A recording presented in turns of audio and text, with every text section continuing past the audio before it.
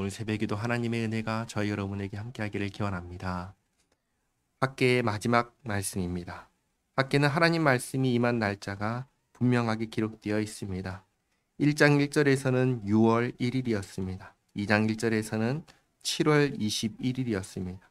그리고 오늘 말씀은 9월 24일입니다.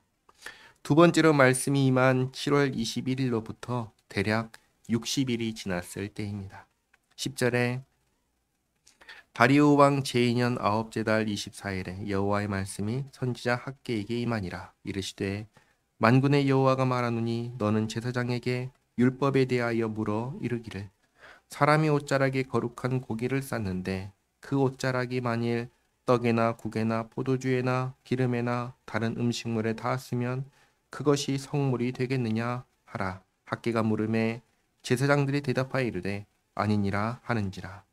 학개가 이르되 시체를 만져서 부정하여진 자가 만일 그것들 가운데 하나를 만지면 그것이 부정하겠느냐 하니 제사장들이 대답하여 이르되 부정하리라 하더라.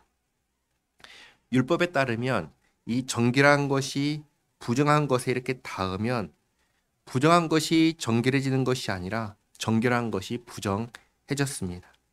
거룩한 것이 부정한 것에 닿으면 부정한 것이 거룩해지는 게 아니라 거룩한 것이 부정해졌습니다. 그래서 제사장들은 집례할 때마다 수시로 손을 씻고 옷을 갈아입게 하셨습니다. 부정한 것이 성물에 닿아서 성물을 부정하게 만들어서는 안 되었기 때문입니다.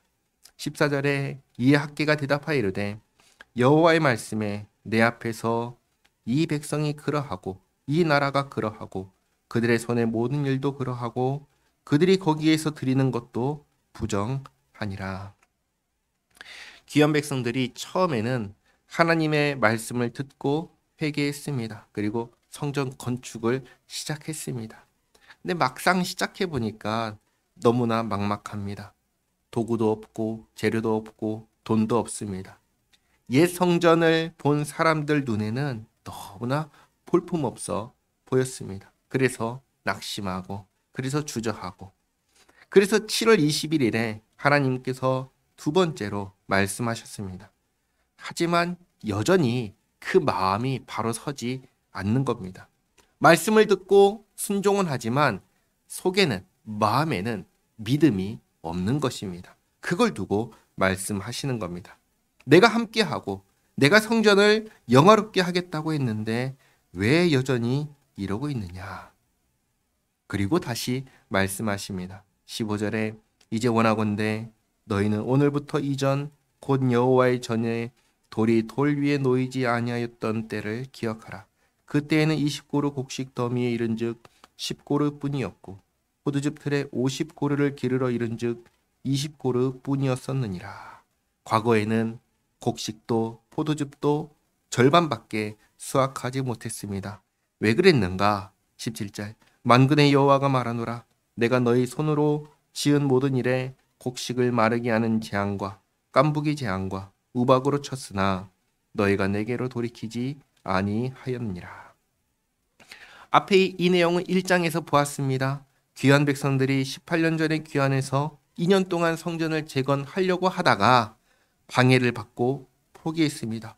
포기하고 시간이 지나서 다시 한 게 아니라 포기하고 그대로 다 잊고 하나님도 잊고 산 지 16년이 지났습니다. 성전은 여전히 무너져 황폐한데 방치하고 자기 집 짓고 사는데 급급했습니다. 하나님께서 이렇게 하나님의 은혜를 잊고 하나님을 잊고 사는 자들에게 은혜를 거두셨습니다. 그래서 아무리 애를 써도 절반도 못 미치게 수확했던 것입니다. 그러나 그래도 하나님께로 돌이키지 않았습니다.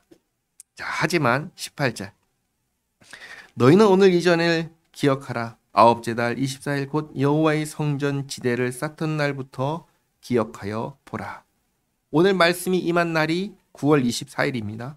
이날 이제 성전 지대를 쌓는 겁니다. 이제부터 잘 살펴보라는 것입니다. 지금 곡식 종자가 아직도 창고에 있느냐? 없지요.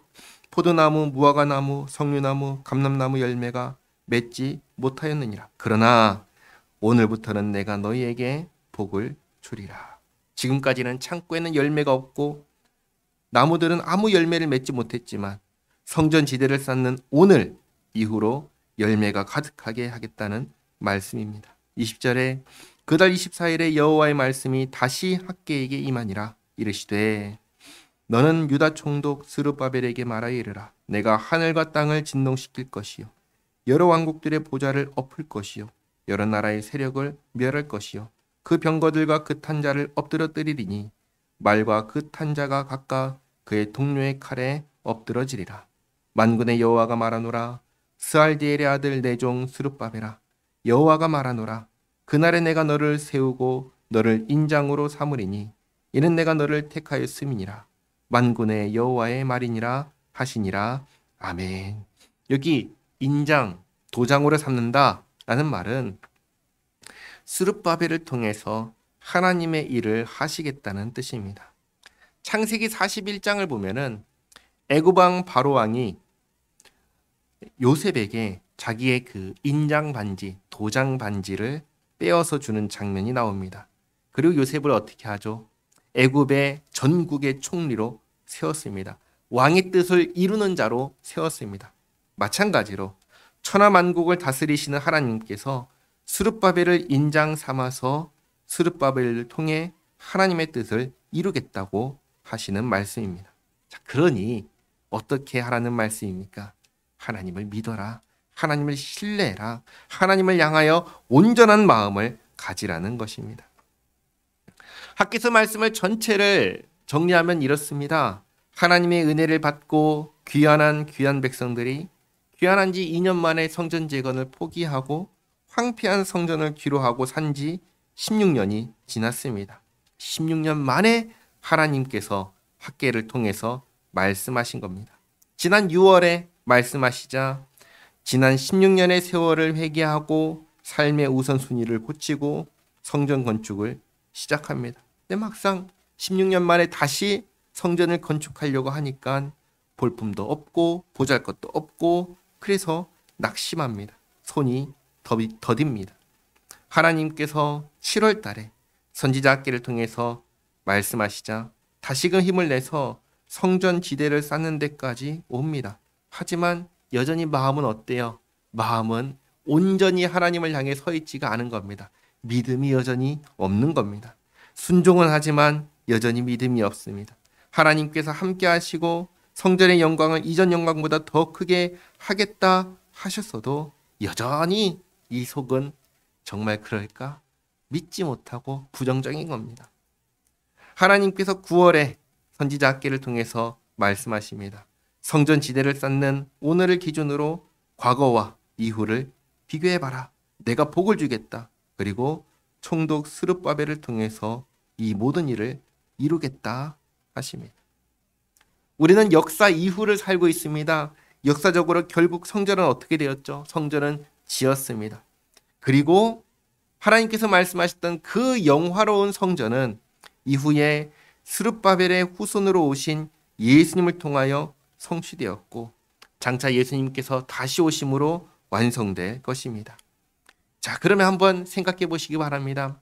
하나님께서 은혜를 베풀었는데 돌아와서 낙심하고 다시 말씀하셨는데 시작하면서 낙심하고 또다시 말씀하셨는데 여전히 믿음이 없고 그런데도 다시 한번 말씀하시면서 자꾸만 이렇게 이스라엘 백성들을 돌보시고 살피시고 세우시는 이유가 무엇일까요? 어떻게든 자기 백성을 포기하지 않으시고 믿음을 일으켜 세우려 하시고 주님의 백성답게 살게 하려고 하시는 하나님의 그 마음은 어떠한 마음일까요? 왜 그렇게 하실까요? 사랑하기 때문이죠. 그리고 자기 백성이 온전하여지기를 원하기 때문입니다. 사랑이란 이름으로 이 모든 것을 베푸시는 하나님의 은혜에 감사하며 믿음으로 살아가는 우리 모두가 되기를 바랍니다. 기도하겠습니다. 하나님 감사합니다. 하나님을 잊고 살아도 은혜를 잊고 살아도 또 내 마음 내 생각대로 안 된다고 낙심할 때에도 하나님께서는 포기하지 않으시고 붙들어 주시고 일으켜 세워 주십니다. 저희를 향한 한없는 주님의 사랑을 기억하며 오늘도 믿음으로 살아가는 저희 모두가 되게 하옵소서. 예수님의 이름으로 기도하옵나이다. 아멘.